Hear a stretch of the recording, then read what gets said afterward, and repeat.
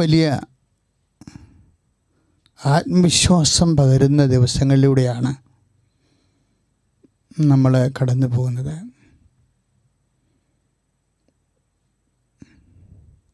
നമ്മളിന്ന് ധ്യാനിക്കുന്നത് 2 കല്ലറകളെക്കുറിച്ചാണ്. കാര്യം 1,00,000 പേരാണ് കൊറോണയിലെ കല്ലറയ്ക്കുള്ളിലായിരിക്കുന്നത്. ഇനി എത്ര പേരാണ് കല്ലറയ്ക്കുള്ളിലാകണമെന്ന് നമുക്കറിയത്തില്ല. അങ്ങനെ സംഭവിക്കാതിരിക്കട്ടെ എന്നാണ് നമ്മളെല്ലാവരും എപ്പോഴും പ്രാർത്ഥിക്കുന്നത്. ഒരു പക്ഷേ നമ്മളുടെ ആയുസ്സിലല്ല, ഒരു 500 കൊല്ലത്തിനുള്ളിൽ ലോക ചരിത്രത്തിലെ രോഗം കൊണ്ട് വ്യാപകമായ രീതിയിൽ ഇതുപോലെ മനുഷ്യർ അന്തർധാനം ചെയ്യുന്ന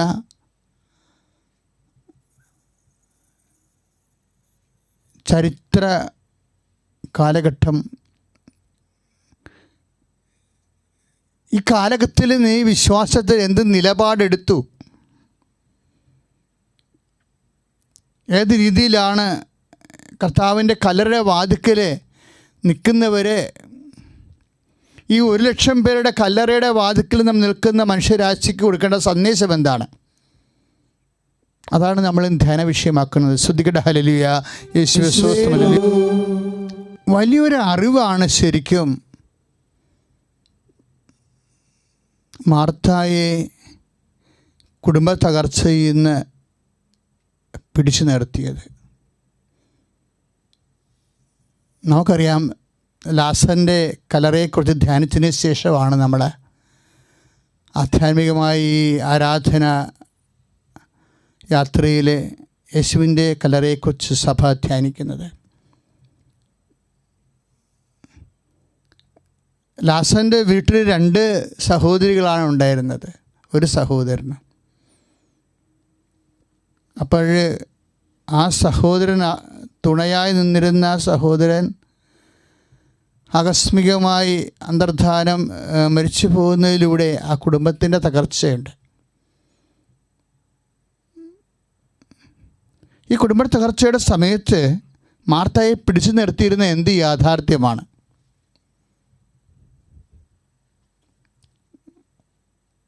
അത് കല്ലറയുടെ വാതിൽക്കൽ വെച്ച് മാർത്ത 2 പ്രാവശ്യം ഈശോയോട് പറയും, എനിക്കറിയാമെന്ന് പറയും.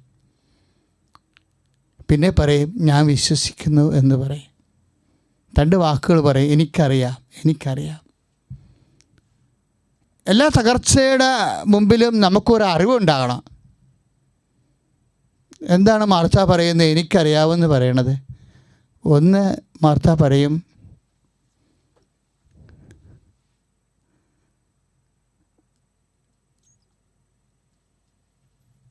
അങ്ങ് ചോദിക്കുന്നത് എന്തും ദൈവം അങ്ങയ്ക്ക് നൽകുമെന്ന് എനിക്കറിയാം. അതാണ് യോഹന്നാന്റെ സുവിശേഷത്തിൽ നമ്മൾ 11:24 വായിക്കുന്നത്. അങ്ങ് ചോദിക്കുന്നത് എന്തും ദൈവം അങ്ങയ്ക്ക് നൽകും എന്നെനിക്കറിയാം.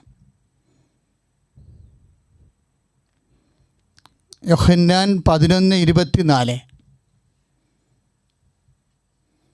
പിന്നീട് മാർത്ത പറയും,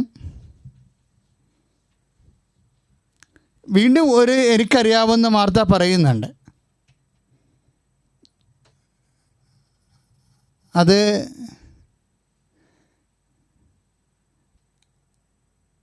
അങ്ങ് പുനരുത്ഥാനവും ജീവനുമാണെന്ന് എനിക്ക് അറിയാം. ഈ എനിക്കറിയാമെന്നുള്ള വിഷയം നമുക്ക് സ്വന്തമായി ഉണ്ടാകുന്നൊരു അറിവുണ്ട്. ആ അറിവാണ് മാർത്തായെ അതിജീവിക്കാൻ സഹായിച്ചത്. ആ അറിവ് എന്തിലേക്കാണ് നയിച്ചത്? അങ്ങ് ലോകത്തിലേക്ക് വരാനിരുന്ന മിശിഹായാണെന്ന് ഞാൻ വിശ്വസിക്കുന്നു എന്നുള്ള വിശ്വാസ സത്യത്തിലേക്കാണ് ആ അറിവ് നയിച്ചത്. അതാണ് യോഹന്നാൻ 11:27 നമ്മൾ വായിക്കുന്നത്. ഇപ്പം 2 കാര്യങ്ങൾ നമ്മൾ ശ്രദ്ധിക്കണം. നമുക്ക് തകർച്ചയുടെ കാലത്ത് നമുക്ക് ആവശ്യമായത് ഏറ്റവും വലുത് അറിവാണ്. എനിക്കറിയാം, വിശ്വാസത്തിലെ ഈ അറിവാണ് നമ്മളെ വിശ്വാസത്തിലേക്ക് നയിക്കണത്.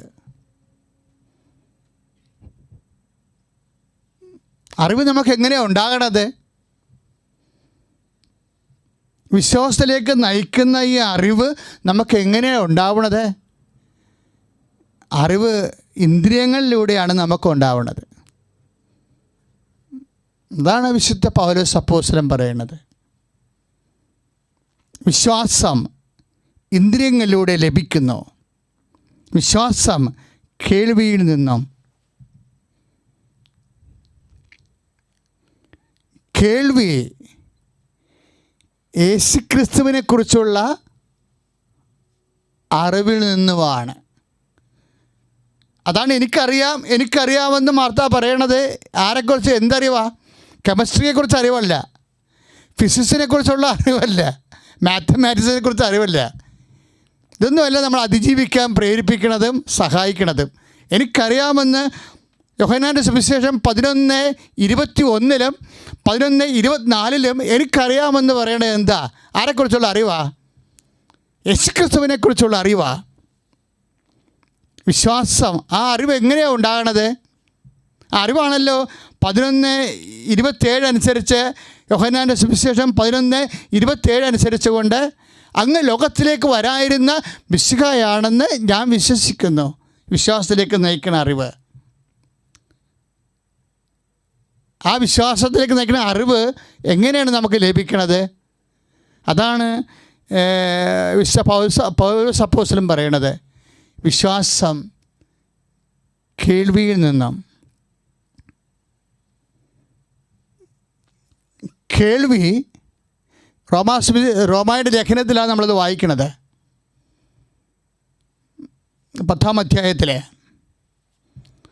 വിശ്വാസം കേൾവിയിൽ നിന്ന് 17-ാമത്തെ വാക്യം. വിശ്വാസം കേൾവിയിൽ നിന്ന്. അപ്പം ഇന്ദ്രിയങ്ങളിൽ നിന്നാണ് വിശ്വാസം വരണത്, അറിവ് വരണത്. കേൾവി എന്തിനെക്കുറിച്ചുള്ള അറിവാണ്? വിശ്വാസം കേൾവിയിൽ നിന്ന്. കേൾവി യേശുക്രിസ്തുവിനെക്കുറിച്ചുള്ള അറിവിൽ നിന്ന്, അഥവാ പ്രസംഗങ്ങളിൽ നിന്ന്. അപ്പോൾ മാർത്ത അതിജീവിച്ചത് എങ്ങനെയാണ്? ഈ അറിവിൽ നിന്നാണ്. അതാണ് എനിക്കറിയാമെന്ന് പറയണത്. എനിക്കറിയാമെന്ന് യോഹന്നാൻ 11:21 എനിക്കറിയാമെന്ന് യോഹന്നാൻ 11:24 പറഞ്ഞിട്ട് മാർത്ത പറയും, ആ അറിവാണ് എന്നെ വിശ്വാസത്തിലേക്ക് നയിക്കണത്. ഏതാണ്? യോഹന്നാൻ 11:27. എന്താണ് അറിവ്? നീ ലോകത്തിലേക്ക് വരായിരുന്ന മിശിഹായാണെന്ന് ഞാൻ വിശ്വസിക്കുന്നു. ശുദ്ധ പരമ ദിവ്യകാരുണ്യത്തിന് ഈ വിശ്വാസത്തോടെയാണ് വീണ്ടും ഇത് ലാസറിൻ്റെ കല്ലറയിൽ നമ്മൾ ഈശോയുടെ കല്ലറയിലേക്ക് വരുമ്പോഴും അവിടെ ഒരു സ്ത്രീ നിൽക്കുന്നുണ്ട്. സ്ത്രീയിലാണ് തുടങ്ങുന്നത്. അവിടെ നിൽക്കുന്ന സ്ത്രീ ആരാണ്? ലാസറിൻ്റെ കല്ലറയിലെ വിശ്വാസം എനിക്കറിയാമെന്ന് പറഞ്ഞുകൊണ്ട് വിശ്വാസത്താൽ ആ കുടുംബ തകർച്ചയെ അതിജീവിച്ചതുപോലെ ഒരു സ്ത്രീ കർത്താവിൻ്റെ കല്ലറ വാതിക്കൽ നിൽക്കുന്നുണ്ട്. യോഹന്നാൻ്റെ സുവിശേഷത്തിലെ 20-ാം അധ്യായം 1-ാമത്തെ വാക്യങ്ങൾ. അതാരാ നിൽക്കുന്നത്? മേരി മഗ്ദലിനാണ് നിൽക്കുന്നത്. ലാസറിൻ്റെ കുഴിമാടത്തിൽ നിന്നിരുന്നത് മാർത്തയാണെങ്കിൽ ഈശോൻ്റെ കുഴിമാടത്തിൽ നിൽക്കുന്നത് ഒരു സ്ത്രീയാണ്. ആരാണത്? മേരി മഗ്ദലിൻ. ഈ യോഹന്നാൻ്റെ സുവിശേഷം നമ്മൾ പ്രത്യേകിച്ച് 20-ാം അധ്യായം ഞാൻ ഈ ദിവസങ്ങളിൽ ധ്യാന വിഷയമാക്കിയ പല പ്രാവശ്യം ഇരുന്ന് വായിച്ച് ധ്യാനിച്ച ഒരു ചാപ്റ്ററാണത്. കാര്യം എനിക്ക് പുനരുദ്ധാന വിവരണങ്ങളിൽ ഏറ്റവും ഇഷ്ടമുള്ളത് യോഹന്നാൻ്റെ വിവരണങ്ങളാണ്. മറ്റത് പലത് ഒരു ഡിസ്കോഴ്സ് സ്റ്റോറി ടെല്ലിങ്ങൊക്കെ പോലെ വരും. അവരുടെ അനുഭവങ്ങൾ അവർ കഥകളുടെ രൂപത്തിലും അവർക്ക് അവതരിപ്പിച്ചിട്ടുണ്ട്. അവരുടെ അനുഭവങ്ങളാണ് അവതരിപ്പിച്ചിരിക്കുന്നത്. പക്ഷേ അതെല്ലാം അവർ കേട്ട കാര്യങ്ങളാണ്. അപ്പോസ്തലന്മാർക്ക് നിന്ന് പകർന്നു കിട്ടിയ കാര്യങ്ങളാണ് മാർത്ത പറഞ്ഞ്. മത്തായി ശ്ലീഹായുടേതും മർക്കോസിൻ്റെ. അവരെല്ലാം അപ്പോസ്തലന്മാരാണെങ്കിലും അവരാരും സ്പോട്ടിലില്ലായിരുന്ന ആൾക്കാരാ. സ്പോട്ടിലുണ്ടായിരുന്ന ആരാ? സ്പോട്ട് വിറ്റ്നസ്സിങ് ആരുടേതാ? യോഹന്നാൻ്റെതാ. അതാണ് എനിക്ക് യോഹന്നാനോടാണ് ഇഷ്ടം ആ കാര്യത്തിൽ. ഓരോ സുവിശേഷത്തിൻ്റെ പ്രമേയങ്ങളിൽ നമ്മൾ ഓരോരുത്തരുടെ വേർഷൻസാണ് പ്രാധാന്യം വരുന്നത്. ദൈവരാജ്യം പറയുമ്പോൾ ഏറ്റവും നല്ലവണ്ണം പറയണത് മത്തായി ശ്ലീഹായാണ്. അതുപോലെ പുനരുത്ഥാനത്തിൻ്റെ വിറ്റ്നസ്സിങ് പറയണത് ഏറ്റവും നല്ലവണ്ണം പറയണത് വിശുദ്ധ യോഹന്നാനാണ്. പ്രത്യേകിച്ച് യോഹന്നാൻ്റെ 20-ാം അധ്യായം. ഞാനത് ഈ ദിവസങ്ങൾ വായിക്കിയിരുന്നു. എൻ്റെ ശ്രദ്ധയിൽപ്പെട്ട ഒരു പ്രധാനപ്പെട്ട കാര്യം, യോഹന്നാൻ്റെ ഓരോ 2-3 വചനങ്ങൾ വീതം കഴിയുമ്പോൾ കണ്ടു കണ്ടു കണ്ടു കണ്ടു ഇങ്ങനെ പറയുന്നുണ്ട്. അത് വായിക്കുമ്പോൾ നമുക്ക് ഫീൽ ചെയ്യും ഓരോ വചനങ്ങൾ. ഇപ്പം എനിക്കറിയാമെന്ന് മാർത്ത പറയണില്ലേ, അതുപോലെ യോഹന്നാൻ പറയണതാണ് കണ്ടു കണ്ടു കണ്ടു എന്ന് പറയും. ഓരോ വചനങ്ങളിലും ഉണ്ട്. രസമാണ് അത് കേൾക്കാൻ. അതായത് ആദ്യമേ കാണുന്നത് എന്താണ്? ആദ്യമേ കാണുന്നത് ആഴ്ചയുടെ ആദ്യ ദിവസം ഇരുളായിരിക്കുമ്പോൾ തന്നെ എന്താ പറഞ്ഞിട്ട് 20-ാമത്തെ അധ്യായത്തിൽ യോഹന്നാൻ അവതരിപ്പിക്കുന്നത്, കർത്താവിൻ്റെ ദിവ്യരഹസ്യം അവതരിപ്പിക്കുന്നത് മാർത്തായിലൂടെയാണ്. യോഹന്നാന് അങ്ങനെ ഒരു പ്രത്യേകതയുണ്ട്. ഈ ക്രിസ്തു എന്ന് പറയുന്ന അഭവമായ കാലാതീതമായ ഈ ദിവ്യ പദ്ധതിയില്ലേ, അത് മനുഷ്യരാശിയിലേക്ക് കൈമാറുമ്പോൾ എപ്പോഴും യോഹന്നാൻ ശ്രദ്ധിക്കുന്ന ഒരു കാര്യമുണ്ട്. നമുക്ക് യോഹന്നാൻ്റെ സുവിശേഷം താഴെ വെക്കാൻ തോന്നാതെ എടുത്ത് ഓരോ വചനത്തിനും മുത്താൻ തോന്നുന്ന ഒരു രീതിയാണത്. യോഹന്നാൻ എല്ലാവരും ഈശോനെ അവതരിപ്പിക്കുന്നത് ജീസസിനെ റീച്ച് ചെയ്യിക്കുന്ന രീതികൾ ഭയങ്കര വിസ്മയം. ആദ്യം അവതരിപ്പിക്കുന്നത് ആരെയാ? യോഹന്നാൻ മാന്താനെയാണ് അവതരിപ്പിക്കുന്നത്. ദൈവത്താൽ അയക്കപ്പെട്ട ഒരു മനുഷ്യനുണ്ടായിരുന്നു എന്ന് യോഹന്നാൻ മാന്താന. അപ്പോൾ യോഹന്നാൻ മാന്താനയുടെയാണ് ദൈവരഹസ്യം, ആ ക്രിസ്തു രഹസ്യം ആദ്യത്തെ അധ്യായത്തിൽ കൈമാറണത്. 2-ാമത്തെ അധ്യായത്തിൽ ഈശോ എന്ന ദൈവത്തിൻ്റെ ഈ പദ്ധതിയെ, രക്ഷാകരമായ പദ്ധതിയെ യോഹന്നാൻ കൈമാറുന്നത് അമ്മയിലൂടെയാണ്. അതും കാനായിൽ ഒരു വിവാഹാഘോഷം നടന്നു. കേൾക്കുമ്പോൾ തന്നെ ത്രില്ലടിക്കും. എന്താ? യേശുവിൻ്റെ അമ്മയും അവിടെ ഉണ്ടായിരുന്നു. 2-ാമത്തെ അധ്യായം അമ്മയിലൂടെയാണ് യേശുവിനെ ലോകത്തിന് കൈമാറുന്നത്. എല്ലാവരും അവനെ വിശ്വസിച്ചു. ഓരോ വ്യക്തികളെ അവതരിപ്പിച്ച് കഴിഞ്ഞതിന് ശേഷം യോഹന്നാൻ കൺക്ലൂഡ് ചെയ്യുന്നത് നമ്മളൊരു ഹാറ്റ് ഓഫ് ചെയ്ത് കളയും. എന്ന് വെച്ച് കഴിഞ്ഞാൽ യോഹന്നാൻ പറയും, അങ്ങനെ ഈശോയിൽ അവർ വിശ്വസിച്ചു. ഈശോനെ ലോകത്തിന് കൊടുക്കുമ്പോൾ അവസാനം യോഹന്നാൻ പറയണതാണ് അവൻ ദൈവപുത്രനാണെന്ന് അവർ വിശ്വസിച്ചു എന്ന്. 3-ാമത്തെ അധ്യായത്തിൽ നിക്കഡേമോസ് വരും. 4-ാമത്തെ അധ്യായത്തിൽ സമറിയാക്കാരി വരും. 5-ാമത്തെ അധ്യായത്തിൽ ബെത്സയിദാ കുളത്തിലെ രോഗി വരും. പിന്നെ ഈശോ യൂക്കറിസ്റ്റിക് ഡിസ്കോഴ്സ് തുടങ്ങും, ശിഷ്യന്മാരെല്ലാവരെയും വെച്ചുകൊണ്ട്. അങ്ങനെയാണ് നമ്മൾ യോഹന്നാൻ്റെ 20-ാം അധ്യായത്തിൽ വരുമ്പോഴാണ് 20-ാമത്തെ അധ്യായം ദ ചാപ്റ്റർ ഓഫ് മേരി മാഗ്ഡലിനാണ്. ശരിക്കും മേരി മാഗ്ഡലിലൂടെയാണ് കർത്താവിൻ്റെ ദിവ്യരഹസ്യം യോഹന്നാൻ ലോകത്തിന് കൈമാറണത്. ശ്രദ്ധിക്കട്ടെ. ഹല്ലേലൂയ. കർത്താവേ, അങ്ങയുടെ സുവിശേഷകൻ അങ്ങയെ ലോകത്തിന് കൈമാറാൻ വേണ്ടി പരിശുദ്ധാത്മാവ് ഉപകരണമാക്കുമ്പോൾ സ്വീകരിച്ചിരിക്കുന്ന ക്രമീകരണങ്ങളുമേ ഞങ്ങൾ അത്ഭുതപ്പെടുന്നു കർത്താവേ. അതെല്ലാം ജനങ്ങൾക്ക് കർത്താവേ നിന്നെ ദൈവപുത്രനായിട്ട് ഏറ്റുപറഞ്ഞ ശിഷ്യന്മാരെ പോലെ സാക്ഷ്യം വഹിക്കാനുള്ള കൃപ നൽകണമെന്ന് പ്രാർത്ഥിക്കുന്നു കർത്താവേ. ശ്രദ്ധിക്കട്ടെ. ഹല്ലേലൂയ.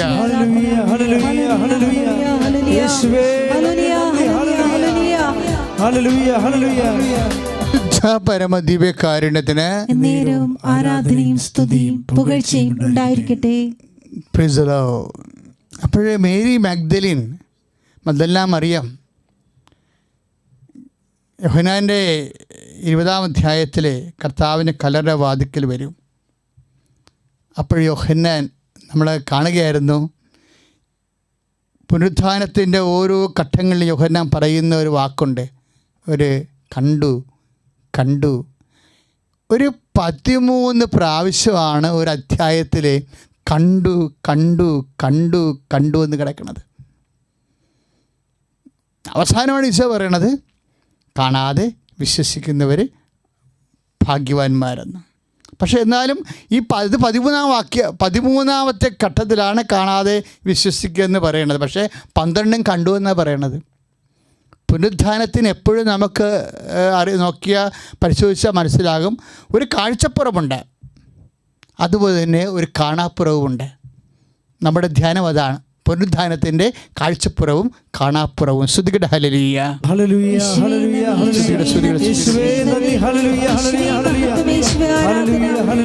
ആണ് വരണത്. പക്ഷേ മേരി മാഗ്ഡലിൻ എന്താണ് കാണുന്നത് എന്ന് യോഹന്നാൻ പറയുന്നുണ്ട്.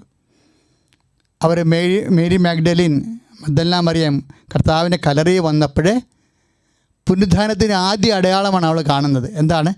കല്ലറയുടെ വാതിൽക്കുണ്ടായിരുന്ന കല്ല് മാറ്റപ്പെട്ടിരിക്കുന്നതായി കണ്ടു. അതാണ് യോഹന്നാൻ 20:1.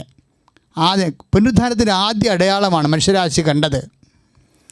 അഥവാ മനുഷ്യരാശിയിലൂടെ കർത്താവിൻ്റെ പുനരുത്ഥാനം മേരി മാഗ്ഡലിൻ്റെ കണ്ണിലൂടെ കണ്ട പുനരുത്ഥാനം എന്താണ്? കല്ല് മാറ്റപ്പെട്ടിരിക്കുന്നതായി കണ്ടു. സ്തുതിക്കട്ടെ, ഹല്ലേലൂയ. യേശുവേ സ്തോത്രം, ഹല്ലേലൂയ, ഹല്ലേലൂയ. ശുദ്ധ പരമ ദിവ്യകാരുണ്യത്തിന് രണ്ടാമത്തെ കാഴ്ച യോഹന്നാൻ്റെതാണ്, വിശുദ്ധ യോഹന്നാൻ്റെ. വിശുദ്ധ യോഹന്നാൻ എന്നാ കണ്ടത്? അഥവാ മനുഷ്യരാശി കർത്താവിൻ്റെ പുനരുത്ഥാനം യോഹന്നാൻ്റെ കണ്ണിലൂടെ എന്താണ് കണ്ടത്? അതാണ് യോഹന്നാൻ 20:25 പറയണത്. കാര്യം യോഹന്നാനും പത്രോസും പുറന്നാലെ ഓടി വരികയായിരുന്നു. അപ്പോൾ ഇവർ തമ്മിൽ 10-15 വയസ്സത്തെ വ്യത്യാസമുണ്ടേ. കാര്യം 10, 20, 25, 24 വയസ്സാണ് യോഹന്നാനി ഉള്ളത്. ഒരു പക്ഷേ 40 വയസ്സുണ്ടാവും ഈ പത്രോസിന്. അത് കാരണം പത്രോസ് ഓടിയിട്ട് എത്തിയില്ല. വെളുപ്പാങ്കാലത്തുള്ള ഓട്ടമല്ലേ. യോഹന്നാൻ ആദ്യമേ ഓടിയെത്തും. കല്ലറ എത്തിയിട്ട് യോഹന്നാൻ കല്ലറ വാതിക്കൽ നിൽക്കും. കാര്യം ഇത് അസൈൻ ചെയ്യേണ്ട ആളാരാണ്? സെൻറ്റ് പീറ്ററാണ്, യോഹന്നാൻ അല്ല. കർത്താവിൻ്റെ പ്രമുഖ 12 പേരിൽ പ്രഥമനായ വിശുദ്ധ പത്രോസാണ് ദൈവരാജ്യത്തിൻ്റെ താക്കോലുള്ള കർത്താവ് ചുമതലപ്പെടുത്തിയ അധികാരി ഇത്തിരി സ്പീഡ് കുറവാണെങ്കിലും അധികാരിയാണത് സ്ഥിരപ്പെടുത്തേണ്ട ആൾ, കണ്ട് പ്രഖ്യാപിക്കേണ്ട ആൾ. അതുകൊണ്ട് യോഹന്നാൻ ആദരവോടെ കർത്താവിൻ്റെ കുഴിമാടത്ത് നിൽക്കുക. സഭയിൽ എന്തെല്ലാം മൂവ്മെൻറ്റ്സ് ഉണ്ടാകുന്നു, വിശ്വാസികളിലൂടെയും അഭിഷിക്തരിലൂടെയും ആധ്യാത്മികമായ ഒത്തിരി മുന്നേറ്റങ്ങളുണ്ടാകും. പക്ഷെ അപ്പോൾ അധികാരികൾ അത് കണ്ടെത്താൻ ഇത്തിരി താമസിക്കും. പക്ഷേ മുന്നേറ്റം ഉണ്ടാകുന്ന ആരിലൂടെയാണ്? കർത്താവ് ഫ്രാൻസിസ് അസീസിയിലൂടെ മുന്നേറ്റമുണ്ടായി. അതുപോലെ തന്നെ ഫ്രാൻസിസ് സേവ്യറിലൂടെ മുന്നേറ്റമുണ്ടായി. പക്ഷേ ആത്യന്തികമായിട്ട് അതൊക്കെ സ്ഥിരീകരിക്കേണ്ടത് ആരാണ്? കർത്താവ് ചുമതലപ്പെടുത്തിയ അധികാരിയാണ്, അപ്പോസ്തലനാണ്. അതുകൊണ്ട് യോഹന്നാൻ ഈ സംഭവത്തിൻ്റെ അധികാരി ഇത്തിരി ഇത് സ്പീഡ് കുറവാണെങ്കിലും അധികാരി വന്നെത്താൻ വേണ്ടി ആദരവോടെ കാത്തു നിൽക്കുന്നൊരു ശിഷ്യൻ സഭയുടെ പാരമ്പര്യത്തിൻ്റെ ഭാഗമാണ്. അധികാരി വന്നു, അധികാരി അപ്പം ഇതിനുള്ളിൽ യോഹന്നാൻ കുനിഞ്ഞകത്തേക്ക് നോക്കുന്നുണ്ട്. തുറന്ന കല്ലറയാണ് മേരി മാഗ്ഡലിൻ കാണുന്നത്. അതിനുശേഷം ആദ്യം വന്നത് യോഹന്നാനാണ്. യോഹന്നാൻ കുനിഞ്ഞകത്തേക്ക് നോക്കും. അകത്തേക്ക് നോക്കുമ്പോൾ പുനരുത്ഥാനത്തിൻ്റെ രണ്ടാമത്തെ അടയാളം യോഹന്നാൻ കാണും. അതാണ് യോഹന്നാൻ കണ്ടു എന്നാണ് പറഞ്ഞത്. എന്താ അവൻ കണ്ടത്? യോഹന്നാൻ്റെ സുവിശേഷം 20:5 എന്താണ് വിശുദ്ധ യോഹന്നാൻ കണ്ടത്? അവൻ കുനിഞ്ഞകത്തേക്ക് നോക്കിയപ്പോൾ കച്ച കിടക്കുന്നത് കണ്ടു. ശ്രുതികട്ടെ ഹല്ലേലൂയ. യേശു സ്തോത്രം. ഹല്ലേലൂയ ഹല്ലേലൂയ ഹല്ലേലൂയ ഹല്ലേലൂയ. യേശുവേ നന്ദി, യേശുവേ മഹത്വം. ണ്ട് അധികാരി കാണുന്നത്, അധികാരത്തിൻ്റെ അപ്പോസ്തലൻ കർത്താവ് ചുമതലപ്പെടുത്തിയ ആൾ വന്ന് ആദ്യം കാണുന്നുണ്ട്. അത് യോഹന്നാൻ 20:7 പറയുന്നുണ്ട്. പത്രോസ് വന്നു. പിന്നാലെ വന്ന പത്രോസ് കല്ലറയുടെ ഉള്ളിൽ പ്രവേശിച്ചു എന്നാണ്. ഉള്ളിൽ പ്രവേശിക്കാൻ കർത്താവ് ചുമതലപ്പെടുത്തിയ ആളിനെ അധികാരമുള്ളൂ. അത് യോഹന്നാനെ അറിയാം. ഇത് ഹൃദ്യമായിട്ടാണല്ലോ കർത്താവിൻ്റെ പുനരുത്ഥാനത്തിൻ്റെ അക്കൗണ്ട് പറയണത്. എന്നിട്ട് ഈ ശിഷ്യൻ അധികാരി പറയും ലോകത്തോട്, മനുഷ്യരാശിയോട്, മനുഷ്യരാശിക്ക് മുഴുവനും വേണ്ടി കർത്താവിൻ്റെ പുനരുത്ഥാനത്തെക്കുറിച്ച് പറയണത് ഭയങ്കരമായ ഒരു രഹസ്യമാണ്. കർത്താവിൻ്റെ ശിരസ് മൂടിയിരുന്ന തൂവാല കച്ചയോടുകൂടി അല്ലാതെ മറ്റൊരിടത്ത് ചുരുട്ടി വച്ചിരിക്കുന്നത് അവൻ കണ്ടുവന്നു. അയ്യോ, അതിമനോഹരമാണത്. കാര്യം എന്താ? ഒരു കൊക്കുൺ പോലെയാണ്. നമുക്കറിയാം, സാപത്തിൽ കർത്താവിൻ്റെ ശിരസ് തൈല ലേപനം ചെയ്ത് അത് സുഗന്ധക്കൂട്ടുകൾ ചെയ്ത് ശരീരം മുഴുവനും കച്ചയിൽ പൊതിഞ്ഞിട്ട് ഇത് 2 കൊക്കൂൺ പോലെയാണ് ഇരിക്കുന്നത്. ഒന്ന് തലയുടെ ഒരു കൊക്കൂൺ, അതുപോലെ തന്നെ ഉടലിൻ്റെ ഒരു കൊക്കൂൺ. നമുക്ക് പക്ഷിക്കുഞ്ഞുങ്ങൾ, പൂമ്പാറ്റ, ചിത്രശലഭങ്ങൾ അതിൽ നിന്ന് ചിറക് വിരിച്ച് പറന്ന് പോകുമ്പോൾ അതിൻ്റെ കൂട് അവശേഷിപ്പിക്കത്തില്ലേ?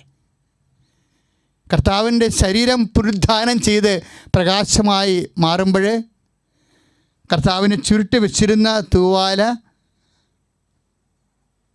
ശിരസിൻ്റെ തൂവാലയും ശരീരത്തിൻ്റെ വക്കശീലയും അതുപോലെ കൂടുപോലെ ഇരിക്കുകയാണ്.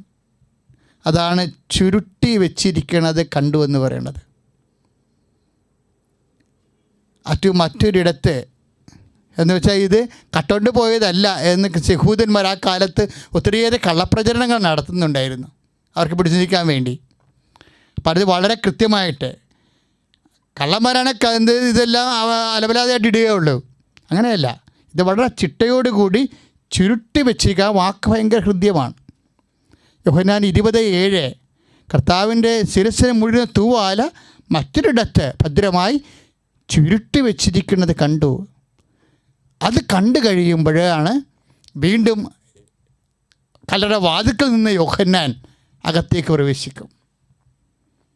അയാളും കാണുന്നുണ്ട്. മറ്റേ ശിഷ്യനും, അതാണ് യോഹന്നാൻ 20:8, മറ്റേ ശിഷ്യനും അകത്ത് പ്രവേശിച്ച് കണ്ട് വിശ്വസിച്ചു. സ്തുതിക്കട്ടെ ഹല്ലേലൂയ. യേശു തുടരുകയാണ് പുനരുത്ഥാനത്തിൻ്റെ കാഴ്ചകൾ. പത്രോസും യോഹന്നാനും അവസാനിപ്പിക്കുന്നത് കണ്ട് വിശ്വസിച്ചു എന്നും പറഞ്ഞ അവർ രണ്ടുപേരും ശിഷ്യന്മാരുടെ കൂട്ടായ്മയിലേക്ക് പിന്തിരിയുമ്പോഴും പിന്തിരിയാതെ ഒരാൾ വീണ്ടും അവിടെ നിൽക്കും. That is Mary Magdalene. പെട്ടെന്നൊന്നും പോകാൻ പറ്റത്തില്ല ആ സ്ത്രീക്ക്. കാരണം ഈശോ ആരാണെന്ന് അവൾക്കറിയാമായിരുന്നു. അവൾ വീണ്ടും കുനിഞ്ഞ് അവർ കണ്ടു. ശിഷ്യന്മാർ പത്രോസും യോഹന്നാനും പിന്തിരിഞ്ഞ് പോകുമ്പോഴും പിന്തിരിയാതെ നിന്നുകൊണ്ട് മേരി മാഗ്ദലിൻ കർത്താവിൻ്റെ കല്ലറിലേക്ക് നോക്കും. അപ്പോൾ കർത്താവ് അവൾക്ക് വേറെ ഒരു കാഴ്ച കാണിച്ചു കൊടുക്കും. 2 ദൂതന്മാർ അവിടെ ഇരിക്കുന്നത് കണ്ടു. ദൈവദൂതന്മാർ, അതും കാഴ്ചയാണ്. യോഹന്നാൻ്റെ സുവിശേഷം 20:12 2 ദൂതന്മാർ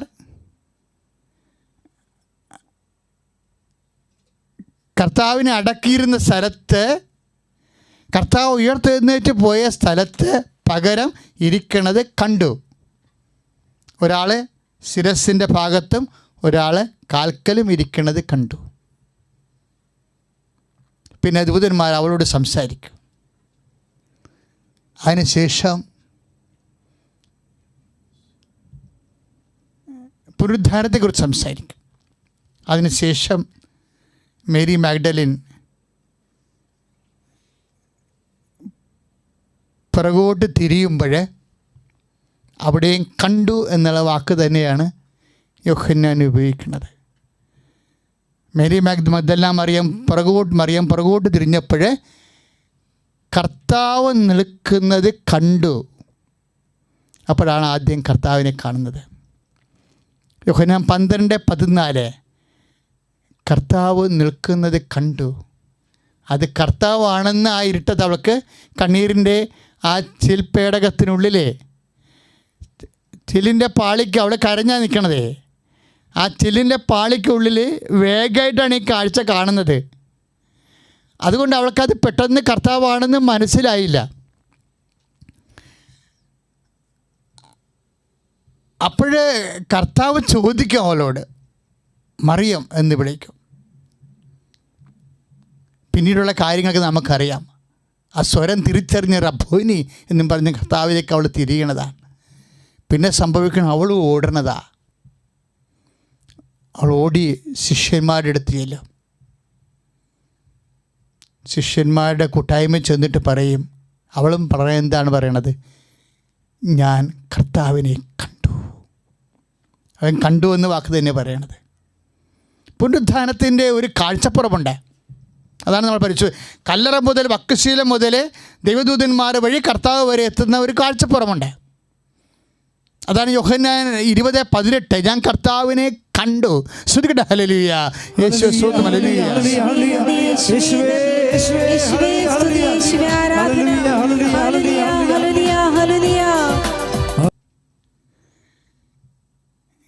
കർത്താവ് അവരുടെ മധ്യേ പ്രത്യക്ഷപ്പെടും. എന്നിട്ട് യോഹന്നാൻ പറയണത് അവിടെയും കാഴ്ചയെക്കുറിച്ചാണ്. യോഹന്നാൻ 20:20 ആ വാക്യത്തിൽ 2 കാഴ്ചകളുണ്ട്.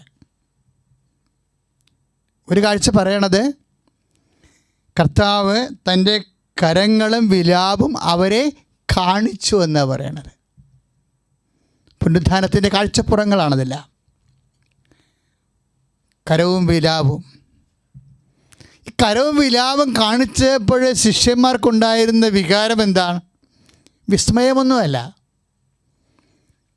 കർത്താവിനെ കണ്ട് ശിഷ്യന്മാർ സന്തോഷിച്ചു എന്ന സന്തോഷമാണ്. കർത്താവിനെ കാണുമ്പോൾ അവരുടെ ജീവിതം നോക്കിയാൽ ഭയങ്കര വിഷമകാലത്തിലൂടെയാണ് അവർ കടന്നു പോണത്. പക്ഷെ അവരുടെ മൗലികമായ വികാരം എന്താ? സന്തോഷമാണ്. നമ്മളും ഒരു വലിയ വിഷമകാലത്തിലൂടെ കടന്നു പോവുകയാണ്. പക്ഷേ യേശുക്രിസ്തുവിൻ്റെ ഉത്ഥാനത്തിൽ വിശ്വസിക്കുമ്പോൾ യോഹന്നാൻ 20:20 അനുസരിച്ച് കൊണ്ട് ശിഷ്യന്മാരുടെ അതേ വിശ്വാസ പാരമ്പര്യമാണ് നമുക്കുള്ളത്. എന്താണ്? പുനരുത്ഥാനത്തിൻ്റെ സന്തോഷം. ശ്രുതികട്ടെ ഹല്ലേലൂയ.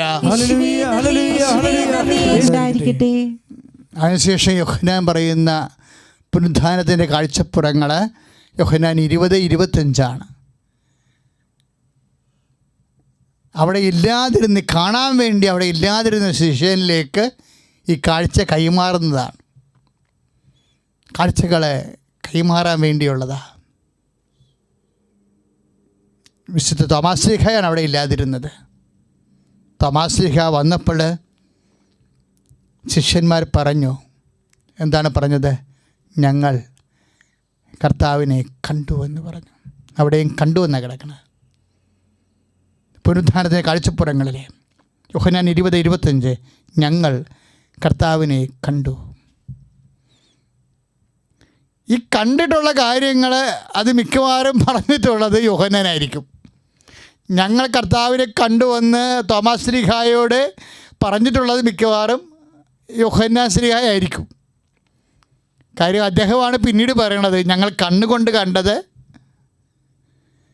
ചെവി കൊണ്ട് കേട്ടത്, കൈകൊണ്ട് സ്പർശിച്ച വചനത്തെക്കുറിച്ച് ഞങ്ങൾ സാക്ഷ്യം നൽകുന്നുവെന്ന് നമ്മൾ 1 യോഹന്നാൻ്റെ 1:1 വായിക്കത്തില്ലേ? അതായത് കാഴ്ച യോഹന്നാന് ഒരു ഭയങ്കരമായ ഒരു വിഷയമായിരുന്നു.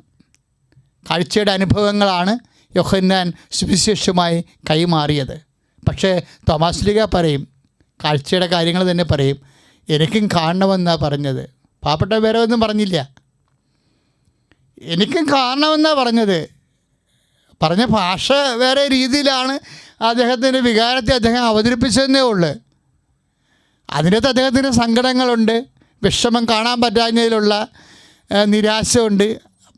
അങ്ങനെ കാണാൻ പറ്റാത്ത സങ്കടവും നിരാശയും കൂടി അദ്ദേഹം അത് ലാംഗ്വേജാക്കി മാറ്റിയപ്പോൾ യോഹന്നാൻ പറഞ്ഞു, തോമാസ് ശ്ലീഹ പറഞ്ഞു, എനിക്കും വിശ്വസിക്കണം, എനിക്കും കാണണം കർത്താവിനെ. എന്നിട്ട് യോഹന്നാന് പകരം പറഞ്ഞത്, ഞാൻ കർത്താവിൻ്റെ ആണിപ്പഴുതുകൾ കാണും, അവിടുത്തെ കാണുമ്പോൾ നിങ്ങളെപ്പോലൊന്നുമില്ല, ഞാൻ അവിടുത്തെ പിതാവിൽ കൈ കടത്തുമെന്ന് പറഞ്ഞു. അപ്പം നിങ്ങളെ കാണുന്നില്ല, ഞാൻ വിശ്വസിക്കുമെന്ന് പറഞ്ഞു. സ്തുതിക്കട്ടെ, ഹല്ലേലൂയ. യേശു പരമ ദിവ്യകാരുണ്യത്തിന് കർത്താവ് അത് കേട്ടു. എങ്ങനെ കേട്ടു? കർത്താവ് അദൃശ്യനായി അവിടെ കൂടെ ഉണ്ടായിരുന്നു. അദൃശ്യനായി നമ്മുടെ കൂടെ ഉണ്ടാകുന്ന കർത്താവ് എപ്പോഴും നമ്മളെ കേൾക്കുന്നുണ്ട്. അദൃശ്യനായി നമ്മുടെ കൂടെ നിൽക്കുന്ന കർത്താവിനെ നമ്മൾ കാണാതെ വിശ്വസിക്കണമെന്നാണ് പിന്നീട് ഈശോ പറഞ്ഞത്. കർത്താവ് എന്താണ് കേട്ടത്? തോമാസ് ശ്ലീഹ പറഞ്ഞത് അദൃശ്യനായി നിന്നുകൊണ്ട് അവിടുന്ന് അത് കേട്ടു. പുനരുത്ഥാനത്തിനൊരു കാഴ്ചപ്പുറമുണ്ട്, അത് ദൃശ്യരൂപമാണ്. ഒരു കാണാപ്പുറമുണ്ട്, അത് കർത്താവ് അദൃശ്യനായി നമ്മുടെ കൂടെ നിൽക്കുന്നതാണ്. നമ്മൾ കർത്താവിൻ്റെ കാണാപ്പുറങ്ങളിലാണ് ഇപ്പോൾ ജീവിക്കുന്നത്. പക്ഷേ കാണാപ്പുറങ്ങളിൽ നിൽക്കുന്ന കർത്താവ് നമ്മളെ കേൾക്കുന്നുണ്ട് എന്ന് പറയണത് വിശുദ്ധ യോഹന്നാൻ്റെ സുവിശേഷമാണ്. കർത്താവ് അത് കേട്ടു. ആര് പറഞ്ഞത് കേട്ടു? തോമസ് പറഞ്ഞത് കേട്ടു. എന്ത് പറഞ്ഞത് കേട്ടു? ഞാൻ വിശ്വസിക്കും, ഞാൻ കർത്താവിൻ്റെ ആണിപ്പഴുതുകൾ കാണും, അവിടുത്തെ തിരുവിലാവിൽ എൻ്റെ കൈ ഞാനിടും എന്ന് പറഞ്ഞു. കർത്താവ് അത് കേട്ടു. അതുകൊണ്ട് 8 ദിവസം കഴിഞ്ഞപ്പോൾ കർത്താവ് വീണ്ടും ശിഷ്യന്മാരുടെ കൂട്ടത്തിൽ തോമസ് ഉള്ള ഒരു സമയത്ത് പ്രത്യക്ഷപ്പെട്ടു. കർത്താവിനെ കണ്ട് ശിഷ്യന്മാർ അത്ഭുതപ്പെട്ടു വീണ്ടും. അപ്പോൾ കർത്താവ് യോഹന്നാൻ 20, 27, 29 വചനങ്ങളിൽ 27 അനുസരിച്ചുകൊണ്ട് യോഹന്നാൻ കർത്താവ് തോമസ് ശ്ലീഹായെ തന്നെ വിളിക്കും. വിളിച്ചപ്പോൾ എന്നെ കാണുന്നേ, നീ പറഞ്ഞില്ലേ എന്നെ കാണണമെന്ന്, എൻ്റെ തിരുവിലാവ് കാണണം, എൻ്റെ കട ആണിപ്പഴുത് കാണണമെന്നില്ല, നീ കാണൂ. അപ്പോൾ തോമാസ് ശ്ലീഹ കർത്താവിനെ കാണും. അതാണ് യോഹന്നാൻ. അവിടെ എല്ലാം കാഴ്ച ആണ്, നീ വന്ന് കാണൂ എന്നാണ് പറയണത്. അങ്ങനെ തോമാസ് ശ്ലീഹ ഈശോനെ കണ്ടു. കണ്ടപ്പോഴേ തോമാസ് ശ്ലീഹ ആരും പറയാത്തൊരു കാര്യം പറഞ്ഞു, എൻ്റെ കർത്താവേ, എൻ്റെ ദൈവമേ. സ്തുതിക്കട്ടെ, ഹല്ലേലൂയ. യേശുവേ സ്തോത്രം, ഹല്ലേലൂയ, ഹല്ലേലൂയ, ഹല്ലേലൂയ. മഹത്വം കർത്താവേ, ഹല്ലേലൂയ, ഹല്ലേലൂയ, ഹല്ലേലൂയ, ഹല്ലേലൂയ.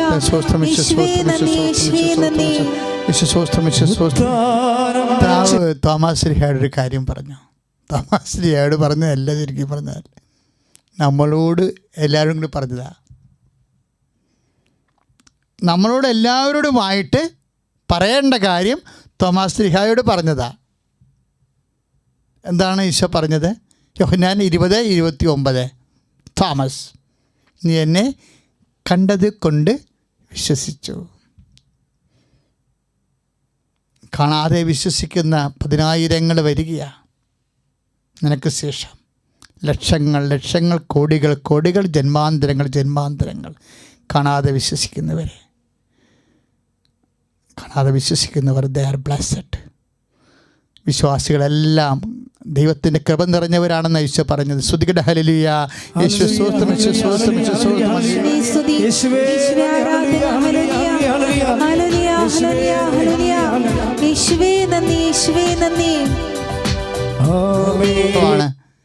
പരിശുദ്ധ അമ്മയുടെ മധ്യസ്ഥ കൃപാസനത്തിലെ ഉടമ്പടി പ്രാർത്ഥനയും നടക്കുന്നത്. അതെല്ലാം കാണുകയാണ് കർത്താവിനെ. അപ്പോൾ എപ്പോഴും ദൈവ വിശ്വാസിയെ സംബന്ധിച്ചിടത്തോളം കാണുന്ന ഒരു പുറമുണ്ട്, അതാണ് കാഴ്ചപ്പുറമെന്ന് പറയണത്. ചില സമയത്ത് തകർച്ചയുടെ സമയത്ത് കാണാത്ത ഒരു പുറമുണ്ട്, അതാണ് വിശ്വാസത്തിൻ്റെ പുറമെന്ന് പറയണത്. ഞാൻ ചില സമയത്ത് ഈ മേരി മാഗ്ഡലിനെയും മാർത്തായെയും യോഹന്നാൻ മാന്താനെയും യൂദാസിനെയും ഒക്കെ നമ്മളത് ഈ സുവിശേഷത്തിൻ്റെ ആൾക്കാരെയൊക്കെ എന്തിനാണ് എപ്പോഴും ധ്യാനിക്കണമെന്നറിയാവോ? ഇവരെല്ലാം കർത്താവിനെ കണ്ട് എന്നാ കാണിച്ചെന്നറിയാൻ വേണ്ടിയാണ്. ഇവരെല്ലാം കർത്താവിനെ കണ്ടവരല്ലേ, ശരീരത്തിൽ കണ്ടതല്ലേ. ഈ മനുഷ്യ കവചത്തിൻ്റെ ഉള്ളിൽ ദൈവത്തെ കണ്ട ആൾക്കാരല്ലേ ഇവരെല്ലാവരും. കാണാതെ പോയത് ഈ മനുഷ്യ കവചത്തിൻ്റെ മനുഷ്യാവതാരത്തിൻ്റെ ഉള്ളിൽ കാണാതെ പോയ ഒരാൾ യൂദാസ് മാത്രമാണ്.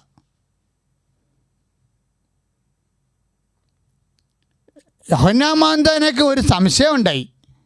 കാണാതെ പോയ ആളിൽ ഒരാൾ യോഹന്നാൻ മാന്താനയുമാണ്. അദ്ദേഹം ജയിലിൽ മൂട്ടകടിയെല്ലാം കൊണ്ട് കഴിഞ്ഞപ്പോൾ, പട്ടിണി ആയപ്പോൾ, അകൃതം പിടിച്ച് ജീവിതം ശരീരത്തെ തൊട്ട് കഴിഞ്ഞപ്പോൾ അദ്ദേഹത്തിൻ്റെ വിശ്വാസമൊക്കെ കുറച്ച് ഈ വേദന രോഗങ്ങളൊക്കെ വരുമ്പോഴേ മനുഷ്യന്മാരുടെ വിശ്വാസമൊക്കെ ശരിക്കും ഒന്ന് ഉടഞ്ഞു പോകാൻ സാധ്യതയുണ്ട്. അതിൻ്റെ ആദ്യത്തെ ആൾ യോഹന്നാൻ മാന്താനയാണ്. ജയിലിൽ കിടന്ന് നരകിച്ചപ്പോൾ യോഹന്നാൻ മാന്താനയ്ക്ക് ഒരു സംശയം വന്നു. ഇതുപോലെ കൊറോണയും അതിൻ്റെ ദാരിദ്ര്യവും വിഷമമൊക്കെ അനുഭവിക്കുമ്പോൾ വിശ്വാസികളായിട്ടുള്ളവർക്ക് പോലും ചില സമയത്ത് ചില ഫ്രജൈലായിട്ടുള്ള ചില അവസ്ഥ വരും. സ്വാഭാവികമാണ്. മനുഷ്യൻ്റെ ശരീരത്തിൻ്റെ അവസ്ഥയുടെ ഭാഗമായി അത് വിശ്വാസത്തെ സ്വാധീനിക്കുന്ന ചില ഘടകങ്ങളൊക്കെ വരും. അതുകൊണ്ടാണ് അദ്ദേഹം ചോദിക്കുന്നത്, വരാനിരിക്കണമോ നീ തന്നെയാണോ? മത്തായിയുടെ സുവിശേഷം വായിക്കത്തില്ലേ 11:3, വരാനിരിക്കുന്നവൻ നീ തന്നെയോ അതോ മറ്റൊരാളെ ഞങ്ങൾ പ്രതീക്ഷിക്കണമോ? മനുഷ്യൻ്റെ തകർച്ചയിൽ എപ്പോഴും മനുഷ്യൻ ചോദിക്കുന്ന ഒരു ചോദ്യമാണത്. ദൈവം മറഞ്ഞിരിക്കുകയാണോ?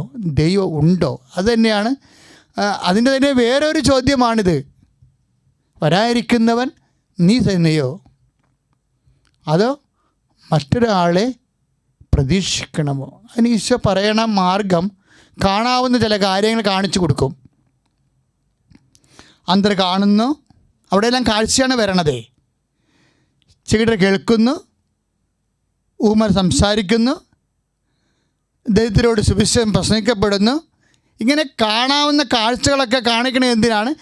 എന്നിൽ ഇടർച്ച വരാത്തവൻ ഭാഗ്യവാൻ. അതും ഇപ്പം എന്നിൽ ഇടർച്ച വരാത്തവൻ ഭാഗ്യവാൻ എന്നുള്ള വാക്കും കാണാതെ വിശ്വസിക്കുന്ന ഭാഗ്യവാന്മാരെന്നുള്ള 20-29 യോഹന്നാൻ്റെ തിരുവചനങ്ങളും ഏതാണ്ട് ആശയം അടിയൊഴുക്കൊന്നു തന്നെയാണ്. വചനത്തിൻ്റെ അടിയൊഴുക്ക് പരിശോധിച്ച് കഴിഞ്ഞാൽ എന്നിൽ ഇടർച്ച വരാത്തവൻ ഭാഗ്യവാൻ എന്ന് പറഞ്ഞ മത്തായി ശ്ലീഹായുടെ 11:5 വരെ ജനങ്ങൾ വരണതും, അതുപോലെ തന്നെ കാണാതെ വിശ്വസിക്കുന്നവർ പലപ്പോഴും ഇടർച്ച വരാനുള്ള സാഹചര്യങ്ങളിലാണ് നമ്മൾ ജീവിക്കണതെങ്കിലും കാണാതെ ദൈവത്തിൻ്റെ അടയാളങ്ങളൊന്നും കാണുന്നില്ലെങ്കിലും വിശ്വസിക്കുന്ന ഒരു ഭാഗ്യമുണ്ട്. ആ ഭാഗ്യത്തിലേക്കാണ് നമ്മൾ വിശ്വാസം പക്വത പ്രാപിക്കേണ്ടതെന്നാണ് സുവിശേഷം നൽകുന്ന സന്ദേശം. സ്തുതിക്കട്ടെ, ഹല്ലേലൂയ. യേശുവേ നന്ദി, യേശുവേ സ്തുതി, യേശുവേ ആരാധന. ഹല്ലേലൂയ, ഹല്ലേലൂയ, ഹല്ലേലൂയ, ഹല്ലേലൂയ, ഹല്ലേലൂയ, ഹല്ലേലൂയ. യേശുവേ നന്ദി, യേശുവേ നന്ദി. അപ്പോൾ യോഹന്നാൻ മാന്താന ഇടർച്ച വന്ന ആളാണെന്നുള്ളത് കർത്താവ് സൂചിപ്പിച്ച് കഴിഞ്ഞ ഉടനെ സ്ത്രീകളിൽ നിന്ന് ജനിച്ചവരിൽ അവനൊക്കെ വലിയ ആളില്ല, പക്ഷേ അയാൾ ഇടർച്ച ബാധിച്ച ആളാണ്. ചിന്തിക്കണം, കർത്താവ് ഒരാളെ ഇവാലുവേറ്റ് ചെയ്യുന്ന രീതികൾ. സ്ത്രീകളിൽ നിന്ന് ജനിച്ചവരിൽ അവനേക്കാൾ വലിയവനില്ല, പക്ഷേ ചില കാര്യങ്ങളിൽ ഇടർച്ച വന്ന ആളാണ് സ്നാപക യോഹന്നാൻ പോലും. ഇടർച്ച വരാത്തവരാണ് പുനരുത്ഥാനത്തിൻ്റെ സാക്ഷികൾ. ആരാണ് ഇടർച്ച വരാത്ത ആൾ? മർത്തായാണ് ഇടർച്ച വരാത്ത ആൾ. പുനരുത്ഥാനത്തെക്കുറിച്ച് ആദ്യത്തെ സാക്ഷി ആരാണ്? മേരി മാഗ്ഡലൻ അല്ല. നമ്മളെപ്പോഴും പറയും ആദ്യ സാക്ഷി മേരി മാഗ്ഡലനാണ്. ശരിക്കും മാർത്തയാണ് പുനരുത്ഥാനത്തിൻ്റെ ആദ്യ സാക്ഷി. അവളോടാണ് പുനരുത്ഥാനത്തിൻ്റെ രഹസ്യം ഈശോ പറയേണ്ടത്. ഇടർച്ചയുടെ കാലത്ത് ആണും തൂണും തുണയുമായിരുന്നവൻ കൈമോശം വന്നിട്ട് കുടുംബം തകർച്ചയിലേക്ക് പോകുമ്പോൾ അവൻ ചീഞ്ഞ കല്ലറയുടെ വാതിൽക്കൽ നിന്നുകൊണ്ട് കർത്താവിനോട് ചോദിക്കും, ഞാൻ പുനരുത്ഥാനവും ജീവനുമാകുന്നു, നീ ഇത് വിശ്വസിക്കും. Yes my Lord. നീ ലോകത്തിലേക്ക് വരാനിരുന്ന മിശിഹായാണെന്ന് ഞാൻ വിശ്വസിക്കുന്നു എന്ന് പറഞ്ഞത് ഇടർച്ച വരാത്തവളാണ്. ജീവിതത്തിന് തകർച്ചയിൽ ഇടർച്ച വരാത്ത ആരാണോ അവരാണ് യേശുക്രിസ്തുവിന്റെ പുനരുത്ഥാനത്തിന് സാക്ഷ്യപ്പെടുത്തുന്ന സമയമാണിത്. കൃപാസനത്തിലേക്ക് ഒത്തിരിയേറെ 4-5 ഫോണാണ് ഇപ്പോഴും വർക്ക് ചെയ്യുന്നത്. ക്വാറന്റൈൻ ആയത് കാരണം ഞങ്ങൾ ഫോൺ വർക്ക് ചെയ്യുന്ന മിനിസ്ട്രികളെ അവരുടെ ഭവനങ്ങളിലേക്ക് വിട്ടിരിക്കുക.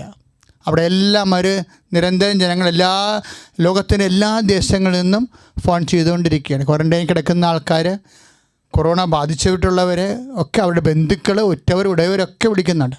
അവരെല്ലാവർക്കും വേണ്ടിയാണ് ഞങ്ങൾ ഈ ആരാധന പ്രത്യേകമായി കർത്താവിന് തിരുസന്നിധിയിൽ സമർപ്പിക്കുന്നത്. ലോകം മുഴുവനും ക്വാറന്റൈനിൽ താമസിക്കുന്ന ആൾക്കാർ, കൊറോണ ബാധിക്കുന്ന വിഷയങ്ങളുടെ മേലെല്ലാം പരിശുദ്ധമ്മ ദേവമാതാവേ ഇപ്പോഴെല്ലാം മക്കളെ സ്പർശിക്കണമെന്ന് പ്രാർത്ഥിക്കുന്നു. അവരൊക്കെല്ലാം മധ്യസ്ഥം വഹിക്കണം പ്രാർത്ഥിക്കുന്നു. കർത്താവെ നിന്റെ ഉന്നതമായ നാമത്തെ പ്രാർത്ഥിക്കുന്നു. വിശുദ്ധ പൗരോഹിത്യത്തെ അങ്ങ് മഹത്വപ്പെടുത്തണമേ, സഭയെ അങ്ങ് മഹത്വപ്പെടുത്തണമേ. കർത്താവിൻ്റെ പുനരുദ്ധാനം ചെയ്ത കർത്താവിൻ്റെ കാണിപ്പഴുതാർന്ന കരങ്ങൾ കർത്താവെ രോഗികളെ സ്പർശിക്കട്ടെ. നാമത്തിലെ സൗഖ്യം പ്രാപിക്കട്ടെ.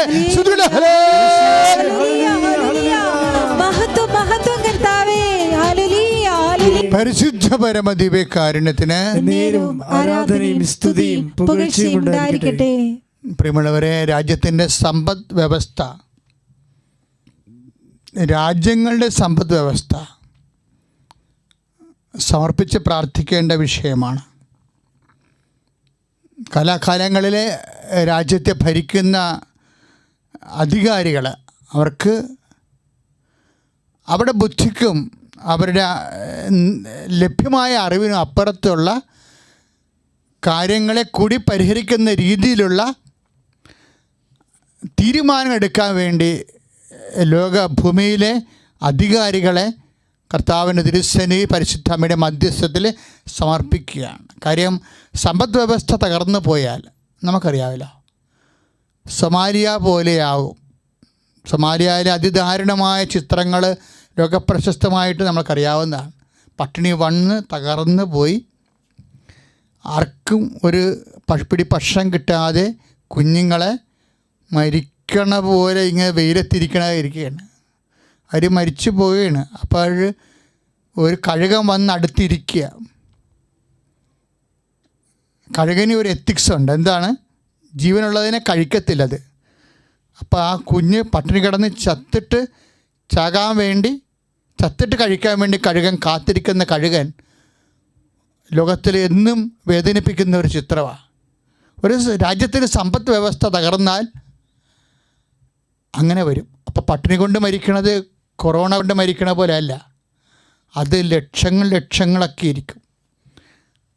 അപ്പം നമ്മുടെ സമ്പദ് വ്യവസ്ഥ, നമ്മുടെ ഉൽപ്പാദന മേഖലകൾ, കാർഷിക മേഖലകളൊക്കെ തകർന്നാൽ പിന്നെ നമുക്ക് പിടിച്ചു നിൽപ്പില്ല. അപ്പം അതുകൊണ്ട് എത്രയും വേഗം ഈ കാലാവസ്ഥ മാറണം. നമുക്ക് ഉൽപ്പാദനക്ഷമമായ ലോകത്തിലേക്ക് തിരിച്ചു പോകണം. അതിനുവേണ്ടി ദൈവത്തിൻ്റെ കൃപയ്ക്ക് വേണ്ടി കണ്ണീരോടെ പ്രാർത്ഥിക്കട്ടെ. ശ്രുതികട്ടെ. ഹല്ലേലൂയ,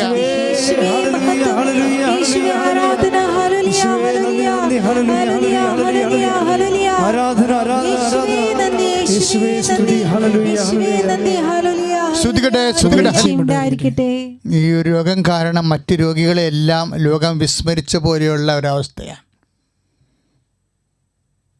ഇതുപോലെ തന്നെ ആരോഗ്യ പ്രവർത്തകർ ഇന്ത്യയിൽ തന്നെ 200 പേര് കൊറോണ രോഗബാധിതരുണ്ട്. അവരെ ആശുപത്രിയിലേക്ക് മാറ്റിയിട്ട് അവിടെ വേണ്ടത്തെ പരിചരണം കിട്ടാത്ത അവസ്ഥകളുണ്ട്. അതെല്ലാം നമ്മളെ ഏറെ സങ്കടപ്പെടുന്ന ഒരു സാഹചര്യമാണ്. ഈ വിഷയങ്ങളുടെ മേലെല്ലാം ദൈവികമായ കൃപയും പരിപാലനയും ഉണ്ടാകാൻ വേണ്ടി ശ്രുതികട്ടെ. ഹല്ലേലൂയ, യേശുവേ സ്തോത്രം. ഹല്ലേലൂയ,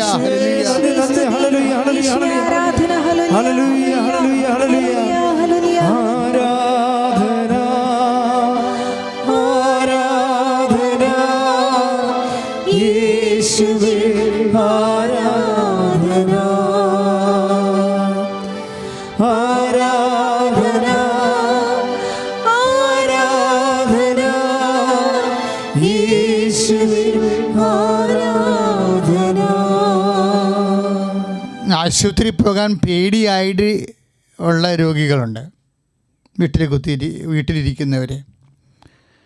കാര്യം ആശുപത്രികളിൽ നിന്ന് ഇപ്പോൾ തന്നെ ഗവൺമെൻറ് ആശുപത്രികളിൽ പോലും ഈ കൊറോണയ്ക്കാണ് ഏറ്റവും കൂടുതൽ പ്രാധാന്യം കൊടുത്തുകൊണ്ട് ആരോഗ്യം ആകപ്പാടെ അങ്ങ് മാറിയിരിക്കുക വാസ്തവത്തിൽ. പല ആശുപത്രികളും വേക്കൻ്റായി കിടക്കുന്ന കാരണം രോഗികൾ വീട്ടിലാണ് ഇരിക്കുന്നത്.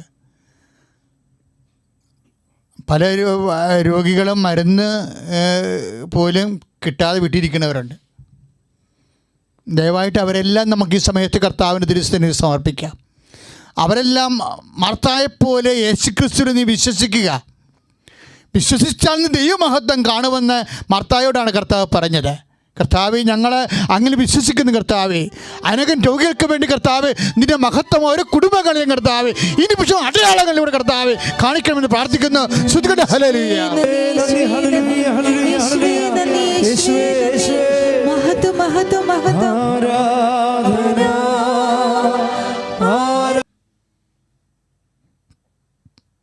തൊണ്ടയുടെ അസുഖമുള്ളവർ, ടോൺസിൽ രോഗികൾ, തൈറോയ്ഡ് രോഗികൾ തൊണ്ടയിൽ കൈവച്ച് പ്രാർത്ഥിക്കട്ടെ.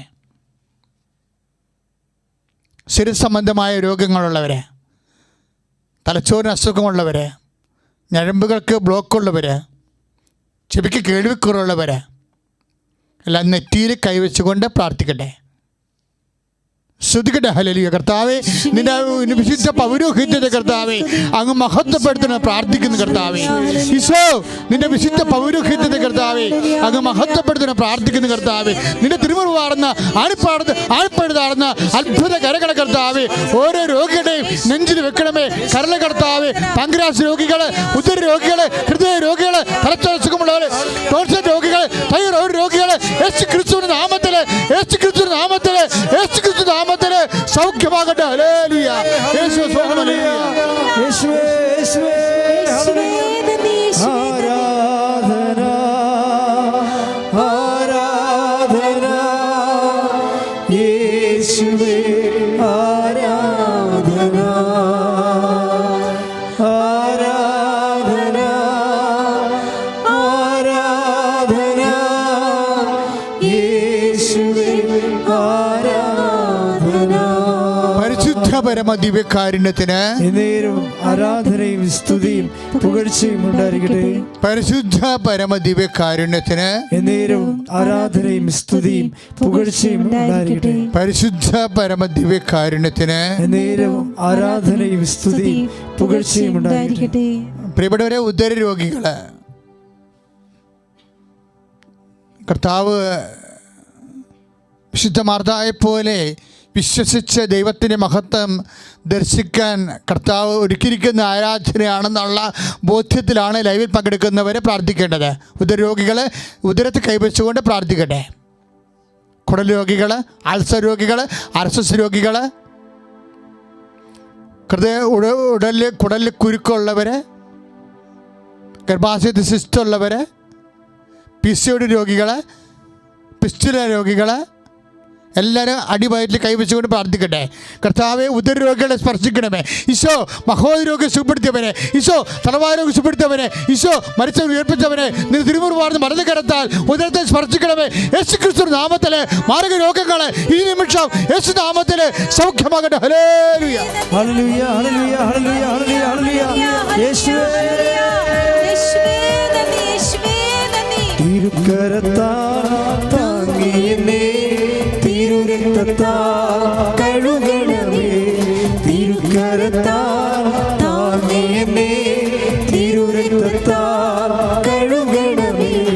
പെരുമഴ പോൽ പെയ്യട്ടെ, പെരുമഴ പോൽ പെയ്യട്ടെ.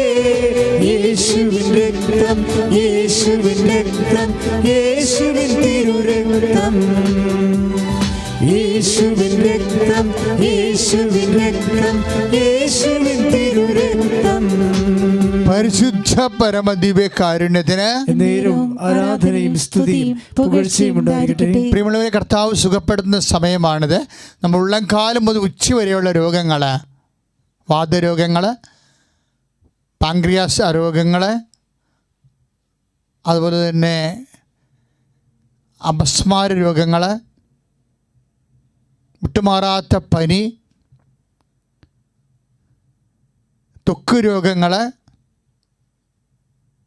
വെരിക്കോസിൻ്റെ അസുഖമുള്ളവരെ ഒക്കെ പ്രാർത്ഥിക്കേണ്ട സമയമാണിത്.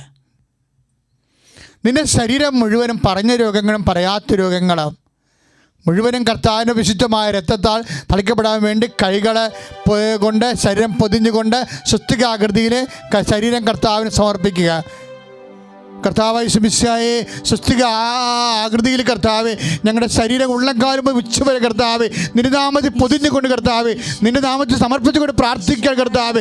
ത്വക്ക് രോഗികൾ കർത്താവേ വിശുദ്ധമായ രക്തത്താലൊക്കെ തളിക്കണമേ കർത്താവേ.